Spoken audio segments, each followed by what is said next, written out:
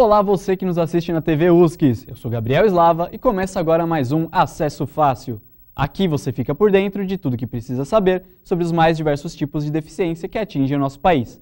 Na população brasileira, somam 24% e só no estado de São Paulo são quase 20%.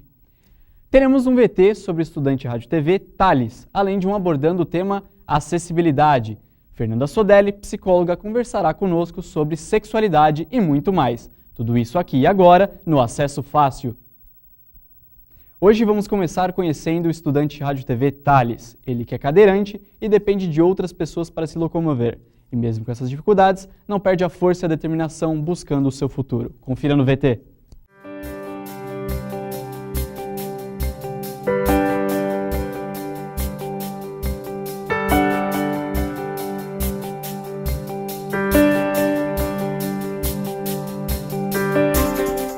Quebrar barreiras é o que muitos querem, mas nem todos têm força suficiente para enfrentar o que vem pela frente.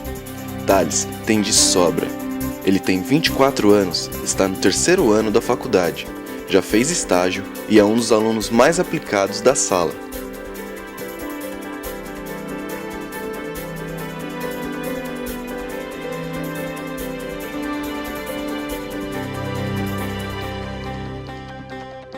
De início aqui nos foi passado que ele teve anóxia neonatal, ou seja, falta de oxigenação, né?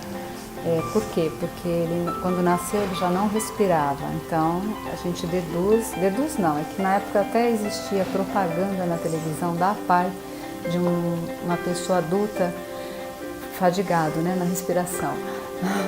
E eles colocavam anóxia, denuncie, é negligência médica, e foi o que ele teve. Há 24 anos atrás, eram poucos hospitais que tinham UTI neonatal, e ele nasceu lá no Hospital Santa Catarina, e existia, então eles colocaram, foi feito, né, ele ficou em ventilação mecânica, UTI por 11 dias, ele não respirava sozinho. No começo, os pais de Thales não deixavam ele jogar videogame nem fazer nada com os pés. Eles queriam que ele aprendesse a ter firmeza nas mãos. Queria pensar, mas eu percebi que com fé eu conseguia passar de fácil. Eu conseguia ser competitivo. Um dia, o primo de Thales deu a ele um mouse com fio mais comprido, para que usasse com os pés. Depois disso, ele conseguiu ser mais independente da família. E hoje, acessa a internet, faz os trabalhos da faculdade e até edita vídeos. Comecei a mexer. Aí a gente foi para acender até que ela fez para me mostrar pecado virtual e diminuiu a velocidade do mouse. E aí comecei a mexer assim. Para cortar a unha dele, porque treme muito, né? Então eu prendo o braço. Meu pai antes fazia isso. Como meu pai agora está doente, não está conseguindo, porque eu não tenho força para segurar a mão aqui, que ele mexe muito. Então eu prendo a mão aqui, ó, assim, porque é terrível. Vocês imaginam, na hora que você pede para segurar, é pior, né? Então essa adaptação, eu cruzo as pernas e prendo o braço para cortar a unha. A unha do pé eu sento aí na poltrona, ele consegue apoiar aqui, deita. Assim, a colher para comer a gente dá com a colher normal, só que quando eu vou colocar o alimento na boca dele, como ele não tem controle, ele bate muito rápido o dente, para não machucar ou até quebrar o dente, eu viro a colher ao contrário, para pôr dentro da boca, então ele não pega, né? A coisa assim, no dia a dia você vai, a água para tomar, antes eu derramava muito, ele não consegue tomar direto, de golinho, um golinho e para, um golinho e para.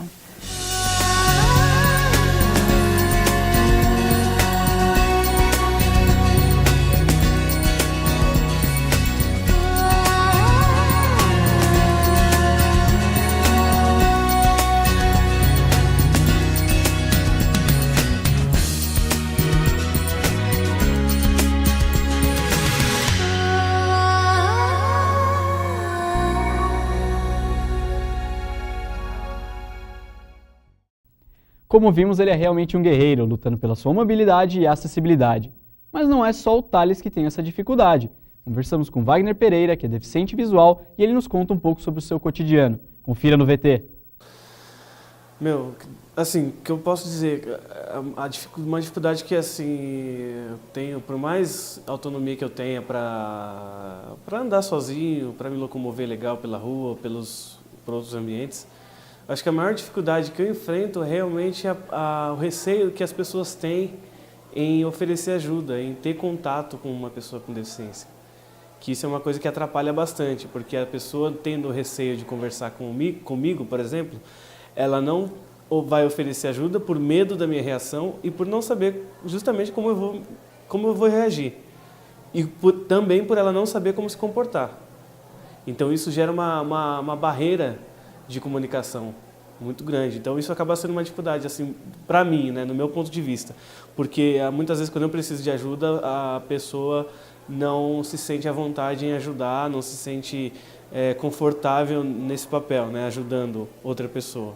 Tem muito lugar hoje que tem certa acessibilidade. Na verdade, essa questão da acessibilidade é algo bem polêmico, assim, vamos dizer, porque antigamente era bem pouco. Você não tinha locais adaptados, né, não só para o deficiente visual, mas para todos os tipos de deficiência, né? E hoje em dia está começando, sabe, a ter um processo mais assim de adaptação por parte das empresas, do próprio governo mesmo. Nos metrôs você observa que já existem algumas formas, né, de possibilitar o acesso a pessoas com deficiência. Tem o piso tátil lá no chão, aquela faixinha azul com um direcionador, né? Conforme você vai andando ali, ele vai te mostrando, ele vai te falando quando tem, por exemplo, um piso linear, né, que ele indica que é a linha reta, então você pode seguir direto. E quando tem um obstáculo numa escada, uma parede ou uma coluna, é um piso que tem umas bolinhas. E aí você pisa, você sente aquele piso ali e você sabe que é um piso de alerta, que tem algum obstáculo para você ficar atento.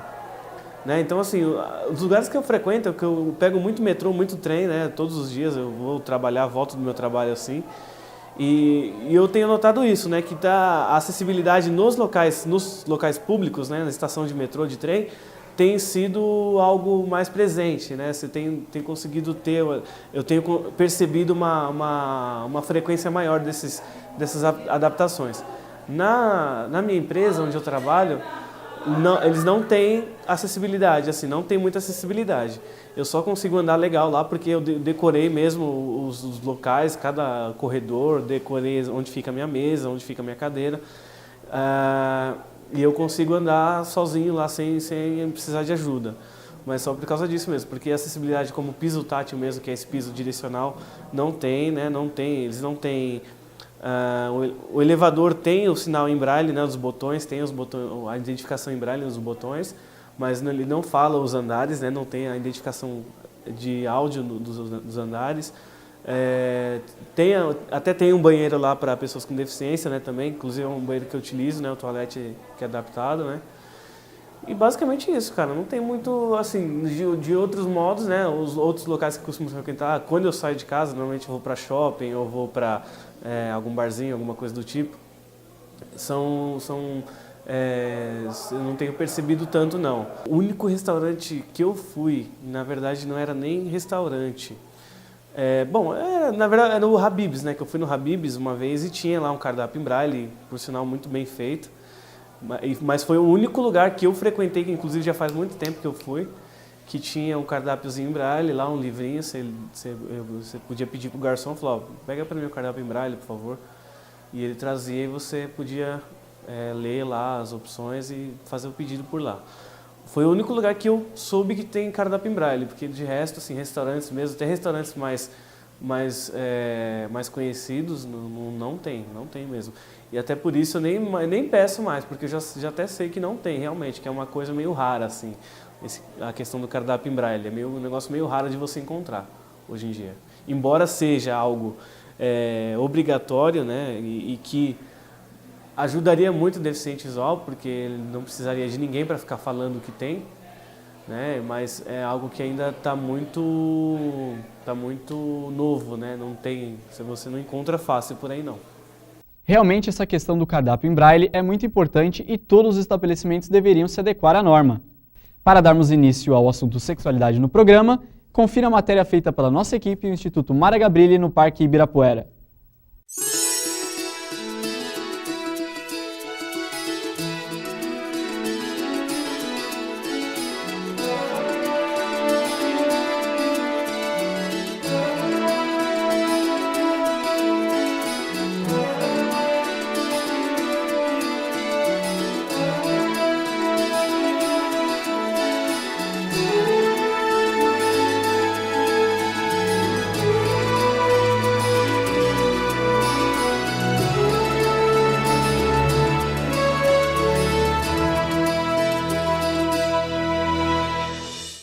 Mas nesse dia algo no meu consciente falava, pega trem que é mais rápido. E eu resolvi pegar trem. Quando eu peguei o trem, consegui embarcar direitinho, só que estava muito lotado. Logo em seguida houve um arrastão. Nesse arrastão o cara puxou minha bolsa e me jogou ali, entre a plataforma e o trem.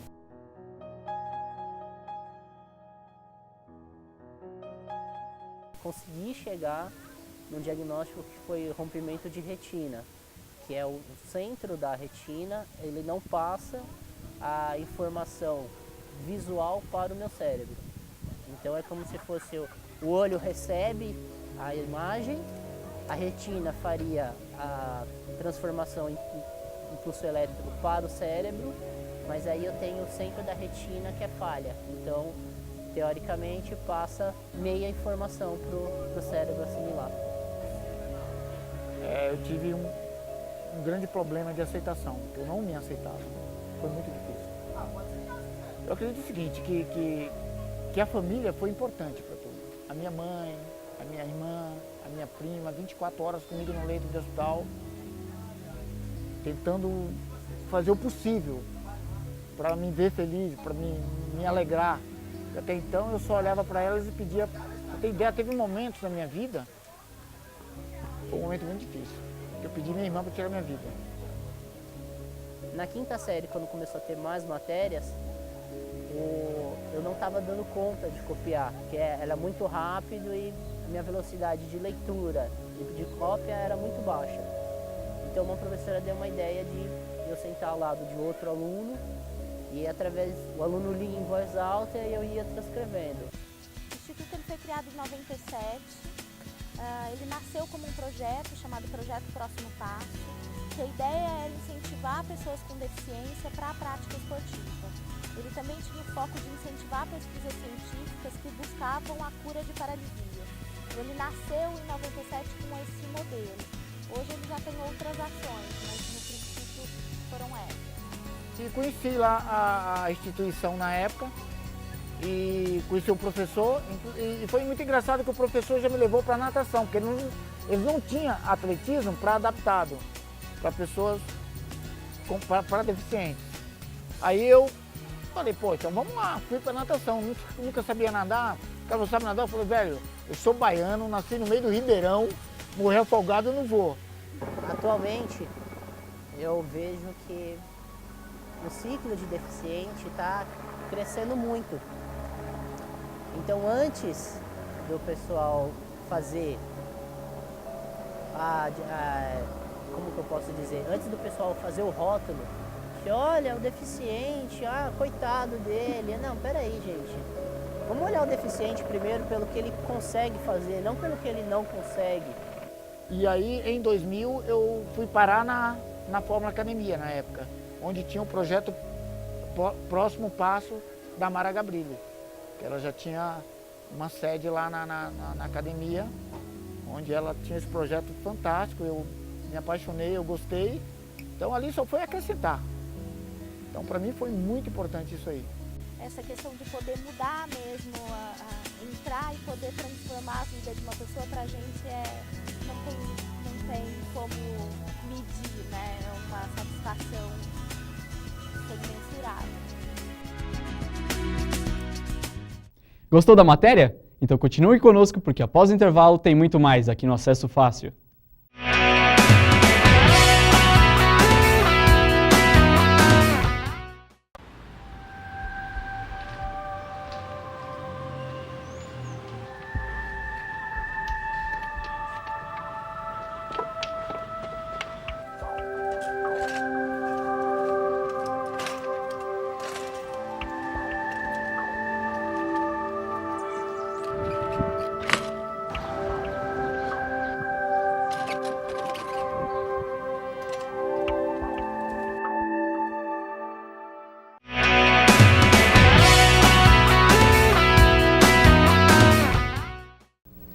Olá, voltamos do intervalo com acesso fácil. Estamos aqui e recebemos a Fernanda Sodelli, que é psicóloga.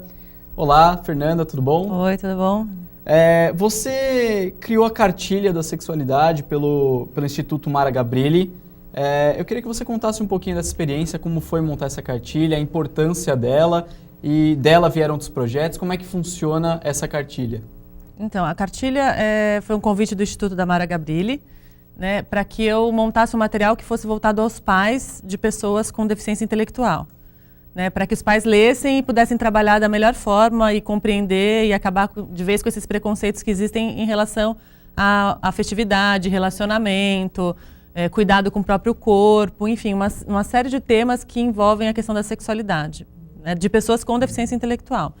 E aí eu fui, como eu tenho essa trajetória de trabalho, já trabalho com isso há muitos anos, eu fui colhendo depoimentos, fui contando histórias, então a cartilha ela tem um pouco de causos, que eu falo, que são coisas que acontecem na casa da vizinha, né? E através dessas histórias que acontecem na casa dos outros, eu vou ajudando os pais a entenderem o que pode estar acontecendo dentro da sua própria casa, né? E lidar da melhor forma possível com essa questão, porque faz parte da vida de todo ser humano. Então ela se baseia em várias histórias sendo costuradas. Isso. E forma então a cartilha que tem uma linguagem para os pais, Isso. então, no caso. Que é sempre no tom de conversa, então assim, tem sempre, vamos tomar um café juntos, vamos pensar juntos sobre isso, tal pessoa viveu tal coisa, aí tem o caso, né? E o que a gente pode pensar em cima desse caso, né? O que pode ser melhor, o que poderia ter sido feito de bom para esse jovem não ter passado por essa situação. E aí, desse jeito, eu percebi que é uma linguagem fácil para os pais lerem, fica gostoso, fica tranquilo. E aí a gente acaba abordando um tema que é bem difícil de ser abordado mesmo. Existe muito preconceito, então acho que desse jeito a cartilha ela tem um acesso fácil às pessoas. Uhum. Você tinha comentado algum tempo atrás, enquanto conversávamos, que você via a dificuldade dos pais lerem a cartilha, dos homens. Uhum. E aí eu queria que você comentasse a alternativa que você encontrou, que eu achei bem criativa e diferente e que funcionou. Então, normalmente dentro do universo da deficiência, quem acaba cuidando mais da criança desde pequenininha é a mãe. Né? Então a mãe acaba ficando em casa, cuidando mais, levando mais para os serviços de saúde. Então a companhia da mãe sempre é muito presente. Né? Então as mães sempre estavam nas minhas palestras, nos treinamentos, nas conversas. Mesmo que elas tenham dificuldade em falar do assunto, elas estão lá. Né? E os pais pouco, porque eles falam do problema de horário de trabalho, não tem disponibilidade, e porque acaba deixando para a mãe mesmo. Isso é coisa de mulher, ela vai lá e vê o que está acontecendo. Né? E eu achava que o pai era uma figura importante, porque o pai está dentro de casa, o pai pode ajudar o filho, o homem, em muitas situações, principalmente em relação à sexualidade. Né? Então eu achava que era um canal importante de ser trabalhado. E aí eu fiquei pensando, como facilitar isso, né? Fazer com que esse pai pegue esse material na mão. E aí eu montei um capítulo que chama Conversa para Pai, né, e que começa com o depoimento do Romário, jogador de futebol. E aí eu falo um pouco de assim, não importa se é pai rico ou pobre, famoso ou não, se joga bem futebol ou é perna de pau. O importante é ser pai e estar junto. E aí a gente vai trocando umas ideias. E o Romário conta um pouco da experiência dele de ter uma filha com síndrome de Down, a Ive, que hoje é pequena. Mas a pergunta que eu fiz para que ele respondesse era como ele imaginava a vida da Ive quando ela fosse jovem, né? Se ela ia namorar, como ia ser os relacionamentos dela, como que ele imaginava isso? Porque normalmente os pais de crianças pequenas, principalmente com deficiência intelectual, né, síndrome de Down, por exemplo, sempre vê que ela, mesmo quando está adulto, imagina que é uma criança ainda, né? Então eles têm uma surpresa de repente quando cresceu. Acontece. Nossa, de repente virou homem, virou mulher. Não, é um processo como é de todo mundo. Bom, nós pesquisamos e percebemos que o termo portadores de necessidades especiais caiu em desuso. Qual seria o modo correto hoje em dia? Então, acho que hoje em dia a gente fala de pessoas com deficiência. Né? Eu acho que além da gente usar o termo correto, a gente também começa a trabalhar esse preconceito.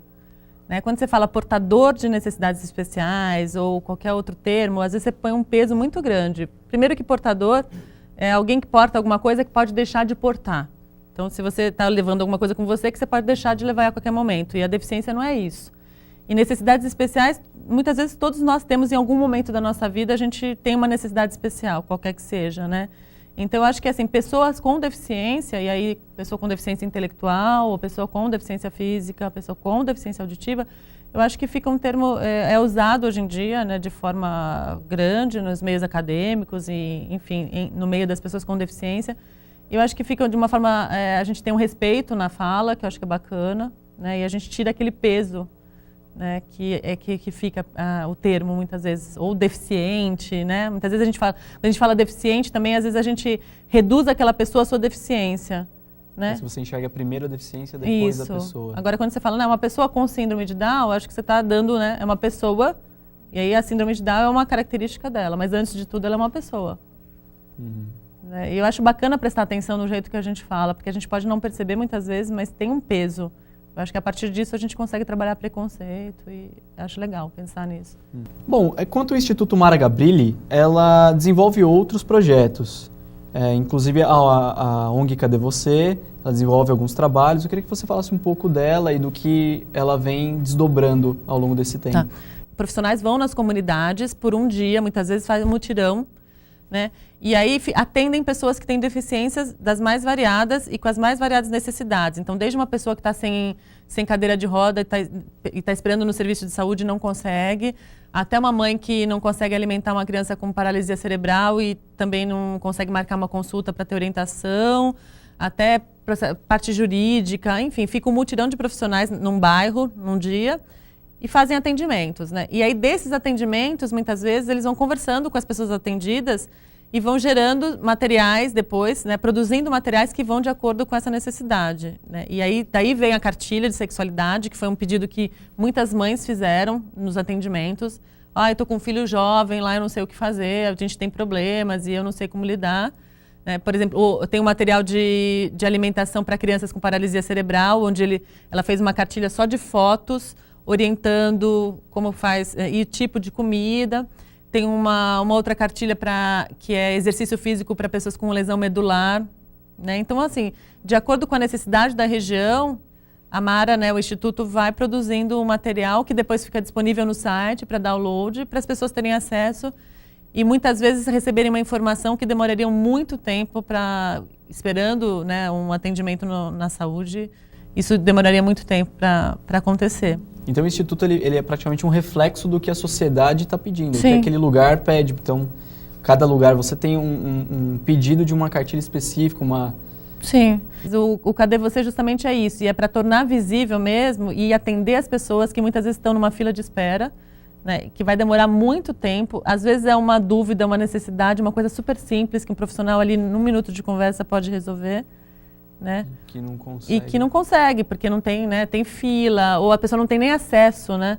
Tem bairros que para a pessoa sair da sua casa, principalmente pessoas com deficiência física, né, até a pessoa sair para chegar num serviço de saúde, todo esse trajeto, todo esse acesso é tão difícil, né? Então o Cadê Você é justamente isso, é ir onde as pessoas estão, né?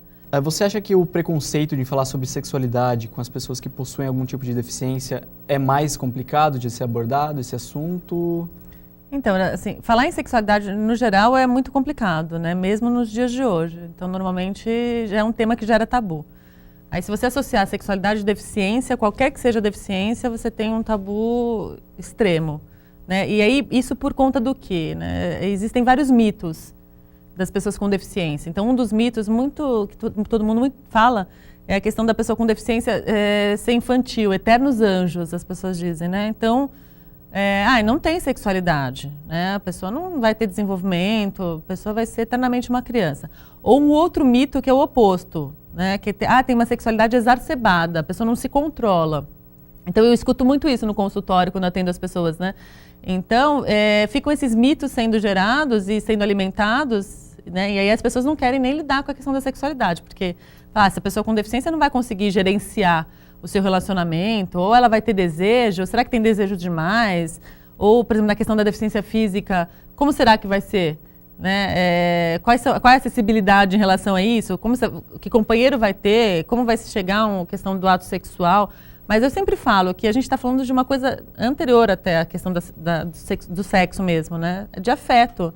Muitas vezes as pessoas já têm preconceito em ver duas pessoas com deficiência namorando, né? Eu trabalho muito com jovens com síndrome de Down e eles contam muito isso, né? Se eles estão de mão dada, as pessoas já estão olhando com uma cara estranha, achando que eles não vão se controlar, que dali já vai sair uma cena extrema, né? Então as famílias tendem a sempre prender, né? Muitas vezes por insegurança e para que acha que aquela pessoa vai estar protegida. E aí o que a gente vê é que na verdade não está protegendo, né? Porque a pessoa está crescendo, né? O desenvolvimento do seu corpo está acontecendo da mesma forma que qualquer outra pessoa, né? E ele vai ter acesso aos mesmos tipos de sensação de qualquer outra pessoa. E eles são obrigados a reprimir devido... Muitas vezes reprime, aí às vezes a pessoa fica até meio assexuada. Ele nunca demonstrou nada, mas não demonstrou porque nunca ninguém nem permitiu que esse ser humano pensasse alguma coisa, né? E aí eu sempre falo que você tem que gastar horas e horas para provar, né? Quando eu vou fazer palestras sobre sexualidade e deficiência, tem que gastar horas e horas para falar que gente é gente.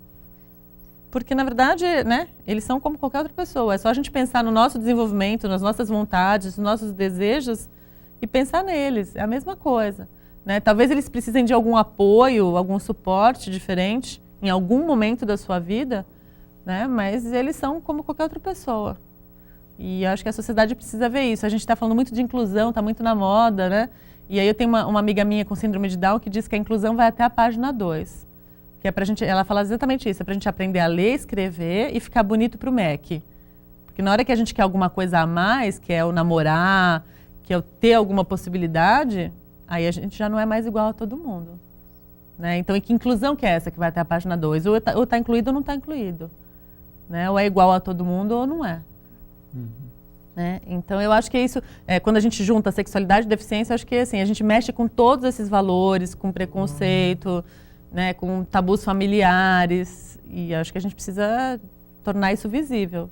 Quais são as ferramentas que você utiliza para chegar nas famílias para montar, por exemplo, a cartilha de sexualidade, dentre outras que o Instituto promove? Tem 1000 estratégias de trabalho. Por exemplo, quando eu estou com os grupos, como eu tenho uma trajetória muito grande de ter trabalhado em oficinas de HIV/AIDS durante muitos anos, eu uso as mesmas ferramentas que eu uso com os grupos de pessoas sem deficiência, que não tem, eu pego a mesma temática e levo para essas famílias, e a gente vai adaptando. Então, às vezes são famílias de comunidades, famílias que têm baixo letramento, às vezes tem famílias de pessoas que não leem, né? E aí eu vou levando estratégias. A gente trabalha com vídeo, com história, eu tenho materiais, então assim, eu tenho os materiais de sexualidade para ensinar essas famílias, muitas vezes sobre o corpo humano, por exemplo, que às vezes eles têm dúvidas para explicar para os filhos, mas muitas vezes eles também não sabem. Não tiveram acesso a essa informação. Né? Então eu levo as partes, eu tenho partes acrílicas do corpo humano, eu tenho transparências, eu tenho fotos, eu tenho um monte de... Então são recursos variados para atingir aquele grupo, né? E o que eu faço? Eu levo muitas vezes uma mala cheio de coisas dentro, porque eu não sei onde eu vou muitas vezes, eu não sei que grupo de fato eu vou encontrar. Né? Eu sei que eu vou trabalhar com um grupo de 30 pessoas de uma comunidade X. Mas que esse grupo lê, não lê, é um grupo que está mais sensível, está menos. Então eu levo uma mala cheia de recursos, de equipamento, de material, e durante as oficinas, durante a construção com o grupo, eu vou tirando um recurso, vou tirando outro, e às vezes tem recursos que são criados no próprio grupo. Né? E aí, tudo isso para quê? Para atingir de fato aquelas famílias. Eu não levo nada muito pronto. Né? Porque se eu levar alguma coisa muito pronta, às vezes pode não responder a necessidade daquele grupo. Né? Tem um grupo que quer saber... Às vezes o filho tem curiosidade sobre o corpo, sobre higiene, sobre tomar banho sozinho ou não. Uma coisa muito básica, né? Mas eu já fiz oficina sobre isso. Outro grupo quer saber que o filho quer realmente ter uma namorada, uma companheira, quer ter a primeira experiência sexual. É outro tema. E aí eu levo um material e a gente trabalha esse outro tema, né? Você já anda preparada então para o que... Para o que vier, Porque se eu levo um tema pronto, muitas vezes aquele pode não fazer sentido para aquela família, para aquele grupo, para a realidade do que eles estão vivendo, né? Então eu trabalho muito com essa construção junto com o grupo. Obrigado, Fernanda, pela presença, pelas informações dadas. Obrigada pelo convite. E aqui termina mais um Acesso Fácil. Eu sou o Gabriel Slava e até semana que vem. Tchau!